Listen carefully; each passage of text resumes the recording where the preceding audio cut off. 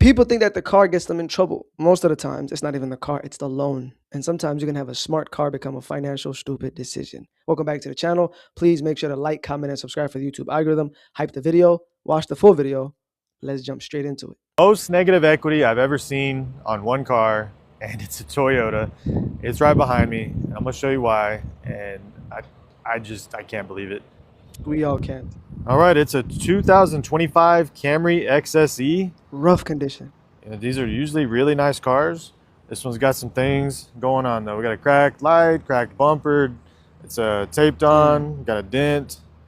Rims need some love.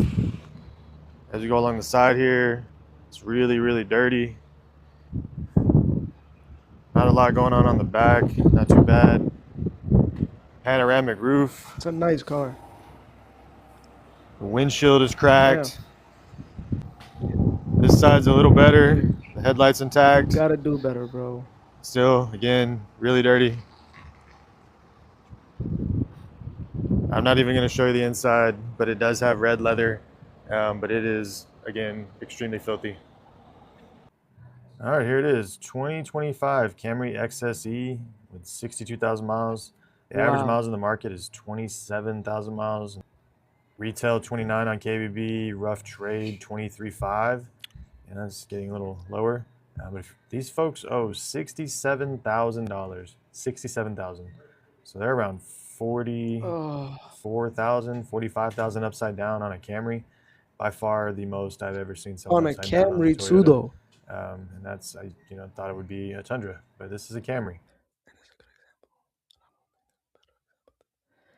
I don't think there's a better example than this quote for this situation right here. And that quote is, "Debt whispers before it screams." Like when you hear $47,000 upside down on a car, your mind immediately starts to picture like an exotic car, right? You let me know down below in the comment section. You probably gonna think like a nice BMW M3 competition, and a BMW 8 Series, a Benz AMG, right? But this is a Camry, and that's what makes it terrifying. Because this isn't a story about a bad car.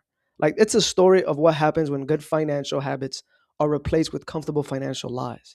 And the biggest lie is believing that if the payment works, then the deal works. But it doesn't. A payment can hide almost anything, right? High interest, long loan terms, rolled over negative equity into this car. That's what it can hide. And that's what happened here. And this is the reason why a lot of people mistake approval for success. But this isn't approval. And approval isn't freedom. You can see how bad this is. Like, a healthy mind is a healthy life.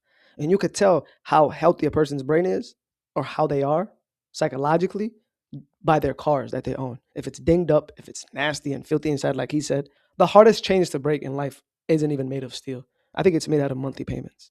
And this is what it is. Cycle after cycle, year after year, playing the debt game, trying to outdo the bad decision that you made in the last car. Again, this was terrifying. Vehicle repossessions are back to levels not seen since the Great Recession, and according to a new report from CarScoops, the numbers are pretty bad. Americans currently owe roughly $1.7 trillion in auto loan debt. The average new car price topped $50,000 last year. Monthly payments have jumped by around $300 since 2019, and 1 in 5 new car buyers is paying over $1,000 a month, with repossession rates now climbing back to levels last seen during the 2008 financial crisis. Now, some of this, like it or not, is on the buyers. Many people are buying more car than they can afford. Choosing brand new when a used vehicle would make more financial sense, and signing up for payments that stretch their budget to the breaking point. That said, there is also a systemic affordability problem. Lenders are making it worse by stretching loan terms all the way to 96 months just to make the monthly payment look manageable. But a longer loan does not lower the cost, it raises it. Add rising insurance premiums and near record gas prices, and even buyers who started out in decent shape can fall behind. Subprime delinquency rates are now at their highest level in over 30 years. This is a serious problem, but let me know what you guys think. What do you think was going to happen? Did you not think this was going to happen? $1.7 trillion in auto loan debt. 1 out of 5 are signing up for $1,000 car payments. $1,000. Like, pause and think for a second. $1,000. And that's not even adding cost of ownership. $1,000 just for the payment. That used to be, or is still, some people's mortgages. And it's not because all these people are now just bad with money. It's because we've created a culture where people are taught to chase the payment instead of the price. If the monthly payments fits, they sign. Like, these people don't ask how many years that they be paying for it. How much interest are they giving away monthly? What happens if life changes 6 months from now? These are not what's being asked. And a lot of people are financially drowning not because of just one bad financial decision. They're drowning because of 10 small decisions that they thought weren't big at the time. So now they have to literally be in a crisis situation. And then adding insurance, adding all these things. Don't get me started on the subprime lenders, right? Where you have banks that are literally saying, well, we're going to get them approved, like they're fighting so hard to approve people. It's crazy. You don't even need a pay stub no more. So at the end of the day, I think that if people are not being saved or bailed out by the banks themselves won't make money, and the dealerships will suffer with the bank because they're colluding together. They're in cahoots. And that's why I always tell people, right? Don't let a monthly payment decide your future, because a car is supposed to take you places, not hold your entire financial life hostage. Somebody said, nah, used cars is near new car prices. Educate yourself. True, valid. I can't understand how a car payment is over $1,000. Yep. Somebody said, I do repos for a living. We were averaging 130 to 150 cars repossessed a month. That's what he means last year. Now we're averaging 180 to 190 a month. Start a towing business. You heard it here first. If you have a big truck, start towing things, man. Create an LLC right away and start towing cars, because people put themselves in these positions, man. People do not buy within their means, and the dealers are soaking it up, used or new. If your payment isn't $600 or less, you're doing it wrong.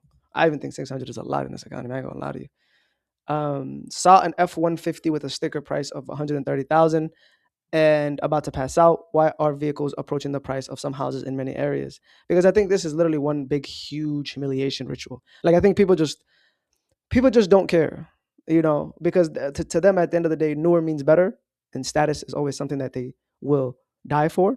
So reason and intellectual prowess is at an all-time low. The vehicles are way overpriced. Then don't go shopping. Sit your ass at home. Drink the coffee that you made for yourself at the crib. If it's overpriced, it's overpriced. You don't buy. If that guy right there or that girl you're trying to talk to is very toxic and you can see bad, personality and characteristic traits, you stay away. Or you can go test how hot the stove is. Go ahead and touch it. One thing I constantly tell my parents about, because they're the type of people that'll see something on social media and be like, how do they do this? How do they afford this? How are they doing it? Like, how is this person in this place again? They got this new car, blah, blah, blah. Like, they just not that they're envious, they just question it. They're like, what? How do they do that? I'm like, they're in debt. They're in debt. I'm 27 years old. There's a reason I'm still living at your house. Do you not see this? Do you not see why, I still live in this small rural town? They're in debt. They're in massive credit card debt. They're living above their means, and they're probably using borrowed money and, purchasing things and just trying to pay it later. Okay, so with that mentality, then you're projecting then, because game knows game, right? So you're living below your means. For you to, at 27 years old, live at your parents' house means that you're doing something wrong, right? Because you understand the game, right? And when you think and a lot of people need to understand that, you need to focus on the mirror, not the window. There's a reason why when you drive, you look in front of you. Focus on your own lane, not the person going the other way, going the opposite way, right? And if you want to be like the masses, then you're going to be like the masses. You want to think like a sheep, think like a sheep. But there's a reason why a lion does not hang around sheeps. Why?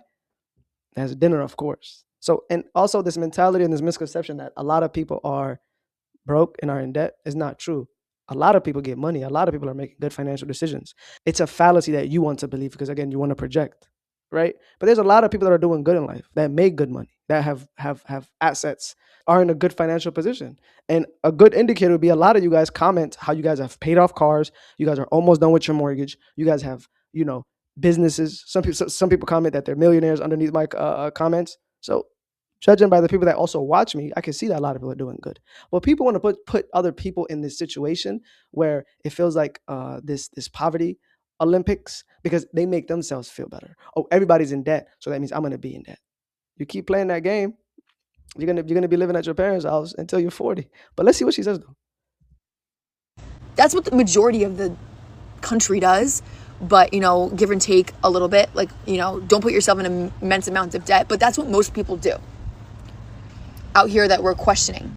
And if you're not, and you're not, kudos to you. I'm really happy for you that you are able to afford that lifestyle. But a lot of the times when you're seeing these things on social media of these people living this extravagant lifestyle and doing all these things, and you're questioning, how are they doing that? How are they doing that? It's because they're in debt. It's because they're in debt. Again, hey, you see what I'm saying? You're on social media. Social media has warped people's brain. Social media has literally rotted people's brain. It's a brain rot for a reason. Sweetheart, people that are on social media are faking and are performing. That's what they're doing. And people are one paycheck away from being exposed of the performance that they're putting on, right? Stay away from social media. People that make good money are not on social media. They're thinking about how that dollar can make more dollars.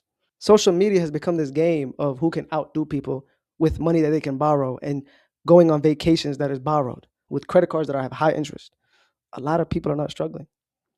A lot of people are doing good in life. And you could tell the people that are doing really good are not on social media, are not showing you their relationship, are not showing you their Lamborghinis and these rented exotic cars to sell you a course. So at 27 years old, you need to really sit down with yourself and say, I need to make hard decisions. There's nothing wrong with living with your parents at 27.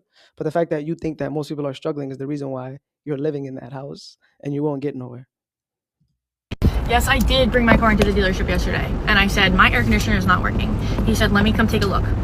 So he gets in my car, he presses some things, and he said, listen, I know it's not a hot day and all, but this thing is blasting cold air at me. I said, there's no way. There's no way. I've spent the last 2 weeks sweating, profusely sweating in my car. This thing's broken. He said, did you try pressing the AC button? I said, no, I didn't know I had to press the button. I just thought I put it on cold, it was gonna blow cold air at me, and that's new to me. So I'm 25, you learn something new every day. That is the American education system at play right there, guys. Literally. Went to school for 12 years, plus another 4, 16 years, and people don't understand what's right in front of them. And she's in a great car. She's in a Jeep Wrangler. I know my cars. That's a nice car. You're paying almost $700 to $1,000 for that car, and you don't even know how to turn on the AC.